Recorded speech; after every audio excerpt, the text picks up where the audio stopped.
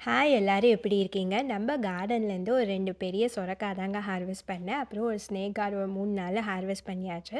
குளிர ஆரம்பிச்சிருச்சு. ஸோ கொஞ்சம் கொஞ்சமா ஹார்வெஸ்ட்டு குறைய ஆரம்பிச்சிருச்சு. இன்னைக்கு லஞ்சுக்கு நான் பலாக்காய் பிரியாணி தாங்க பண்ணியிருந்தேன். அதுக்கு ஒரு பேனில் ஆனியன் எடுத்துக்கோங்க. ஜிஞ்சர் கார்லிக் பேஸ்ட், பச்சை மிளகாய்லாம் போட்டு நல்லா சாட் பண்ணிக்கோங்க. அதுக்கப்புறம் மசாலாலாம் போட்டுட்டு பியூரி, டொமேட்டோ பியூரி, சால்ட்டு, நல்லா ஆயில் லூஸ் அவுட் ஆனதுக்கப்புறமா கர்ட் ஆட் பண்ணி நல்லா மிக்ஸ் பண்ணிக்கோங்க.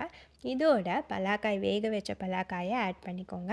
அதுக்கப்புறம் புதினா, கொத்தமல்லி எல்லாத்தையும் போட்டு நல்லா மிக்ஸ் பண்ணிக்கோங்க.